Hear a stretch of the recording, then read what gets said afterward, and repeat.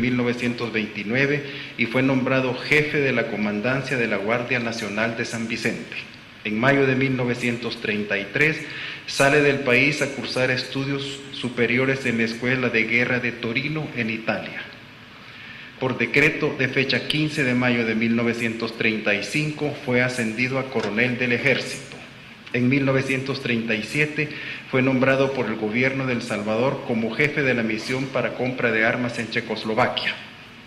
Este insigne militar se destacó también en el campo de las letras al publicar diversos artículos en las páginas de la revista del Círculo Militar sobre temas como la educación castrense, el amor a la patria y la historia militar de El Salvador. En julio de 1961 causa baja en el cuerpo de asesores del Ministerio de Defensa y pasa a ser pensionado. Carrera diplomática. En 1937, al concluir con la compra de armas para el gobierno de El Salvador, fue nombrado como cónsul general de El Salvador en Liverpool, Inglaterra, y es en esa ciudad donde otorga por primera vez visas a personas de origen judío. En 1939, el coronel Castellanos nombra a George Mandel Mantelo, a quien había conocido en Checoslovaquia, encargado del consulado de El Salvador en Rumanía.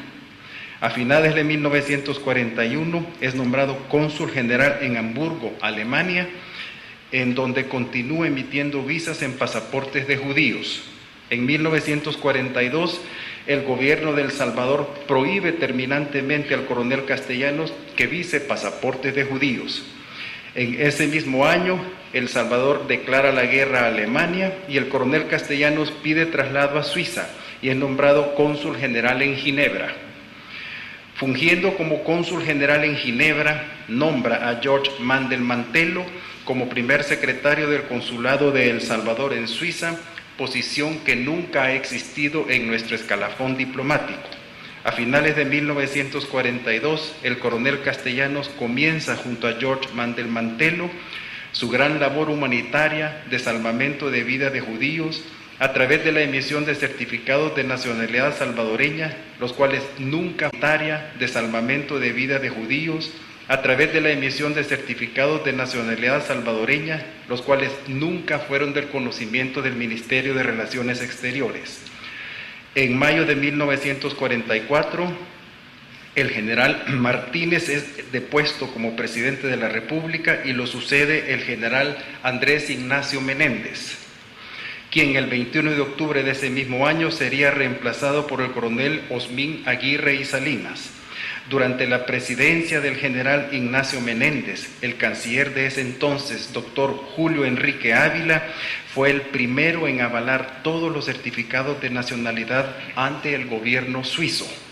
A finales de 1944, por un comunicado emitido por el director general de protocolo de esa época, don Salvador Sol Milet, actuando en nombre del doctor Reyes Arrieta Rossi, canciller de la República, el gobierno reconoce como válidos todos los certificados de nacionalidad salvadoreña que circulaban en Europa. Al finalizar la Segunda Guerra Mundial, el coronel Castellanos renuncia como cónsul general en Suiza y se regresa a El Salvador.